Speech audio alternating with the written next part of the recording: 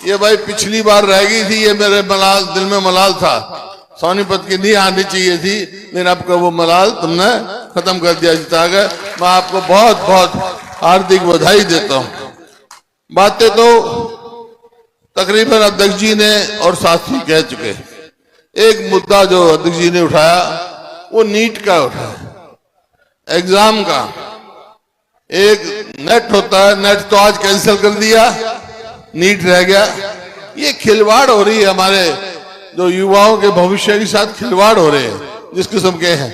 हरियाणा में भी यही तमाशा हुआ है, कभी सीईटी, कितने पेपर लीक, इस प्रकार से रोजगार योजना बना रखी है, कौशल रोजगार निगम, उसका कोई काम नहीं, ना तो मेरिट है उसमें, ना रिजर्वेशन है, ना और कोई बात है, ना उसकी पेंशन है, भ्रष्टाचार का अड्डा बना रखा है। हमने ठेकेदारी खत्म करी है, ठेकेदारी शुरू है, मैं इन बातों पे आऊंगा।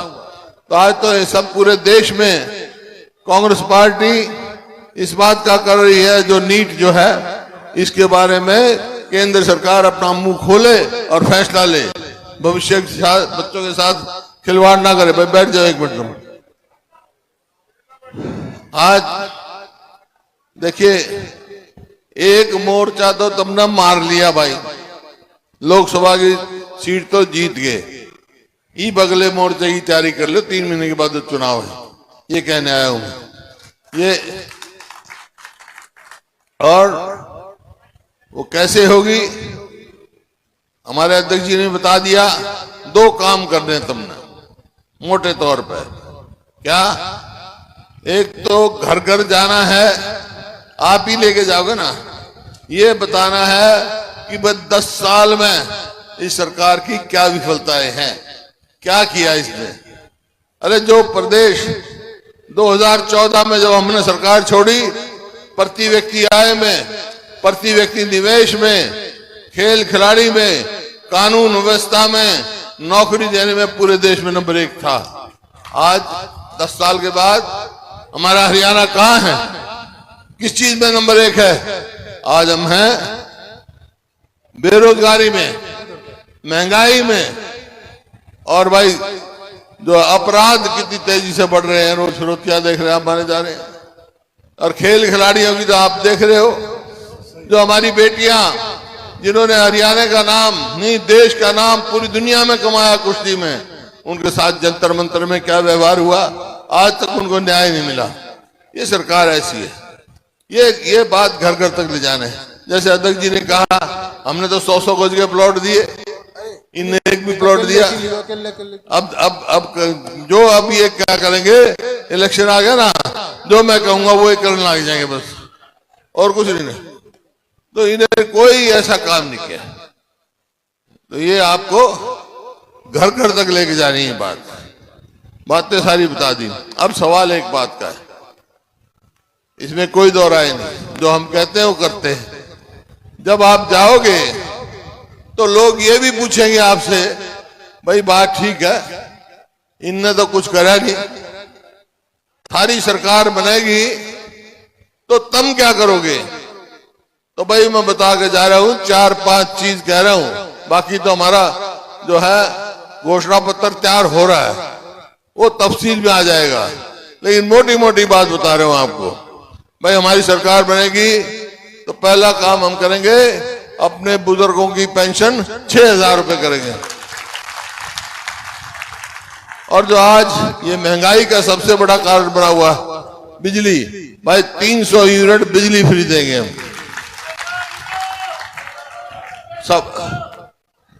सब जो है। आजकल भाई गैस के चूल्हे पर रोटी पकाएं। 2014 में गैस के सिलेंडर की कीमत थी 400, अब हो गई 1200। हमारी सरकार बनेगी जो गैस के सिलेंडर की कीमत होगी 500। और ये 10 साल तक इन्होंने जो कौशल रोजगार निगम बनाया ना, जो धोखा दे रहे हैं लोगों के साथ, खिलवाड़ कर रहे हैं, उसका नतीजा ये है कि आज 2 लाख पक्की नौकरी खाली है हरियाणा में। हमारी सरकार आएगी तो भाई 2 लाख नौकरी हम अपने बच्चों को लगा के देंगे। इसी प्रकार से जो अध्यक्ष जी ने बताया 100-100 गज के प्लॉट गरीब आदमी के थे हमारे, 4 लाख के करीब तो हमने दे दिए थे, 3 लाख और चिन्हित कर दिए थे, लेकिन रात स्कीम बंद कर दी। महात्मा गांधी ग्रामीण बस्ती योजना के साथ हमने चलाया था। तो भाई हमारी सरकार आएगी तो फिर हम वो स्कीम लागू करेंगे, एक के प्लॉट के साथ 2-2 कमरे का मकान भी बना के देंगे उनको, गरीब आदमियों को। हमारे गरीब बच्चों का जो वजीफा था वो इन्होंने बंद कर दिया। जो बैकवर्ड क्लासेस के लिए रिजर्वेशन क्रीमी लेयर थी वो 8 लाख थी हमारे समय में, इन्हें उसको घटाकर 6 लाख कर दिया ताकि किसी की नौकरी नहीं लगे। हमारी सरकार आएगी तो वे 8 लाख की से 6 लाख इन्होंने किया, हम 10 लाख करेंगे। और ये भी करेंगे जो मैं कहकर जा रहा हूं ना, याद रखना, राज्यीकरण के लिए कह देंगे करेंगे, कुछ नहीं है, पर बनते देख लिया आपने। वायदा किया था कि किसानों की आमदनी हम दुगनी करेंगे 2022 तक, हुई भाई दुगनी? आमदनी तो दुगनी नहीं हुई, लेकिन खर्चा लागत दुगनी होगी भाई। याद कर लो क्या डीजल का भाव था उस टाइम, क्या खाद का था, क्या कीटनाशक दवाइयों का था, आज कहां पहुंच गए। अब कल बताया अब धान की कीमत बढ़ा रहे हैं, पैडी की इतनी भी नहीं बढ़ा रहे, लागत जितनी बढ़ी। अरे 3000 तो लागत है किसान की, ये मतलब दे रहे जो, तो ये तो इनका काम ये है, एमएसपी मिलती नहीं, किसान मांग करता है एमएसपी कानूनी गारंटी दो। हमने तो कहा था केंद्र सरकार में बनी नहीं हमारी, बनती तो कानूनी गारंटी देते हम उसकी किसान को।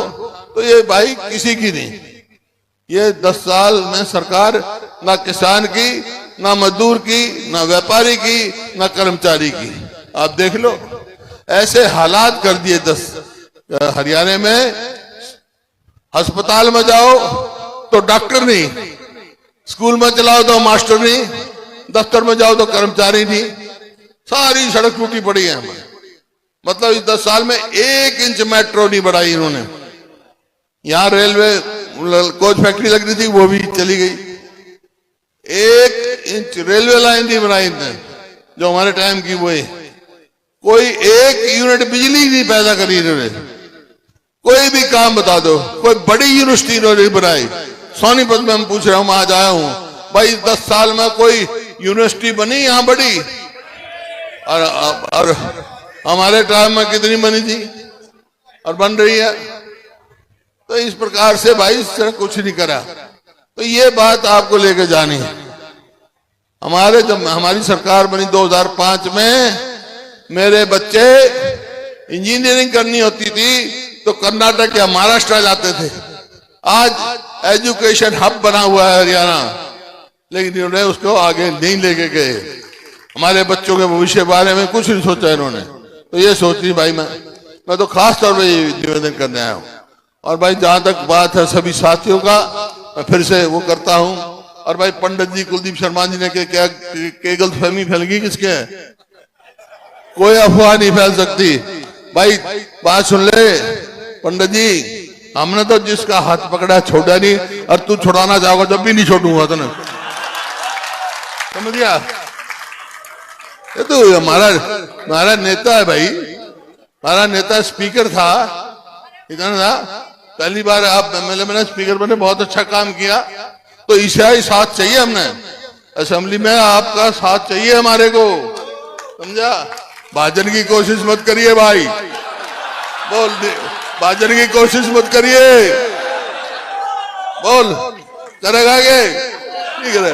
हाथ मिला फिर, हाथ मिला फिर।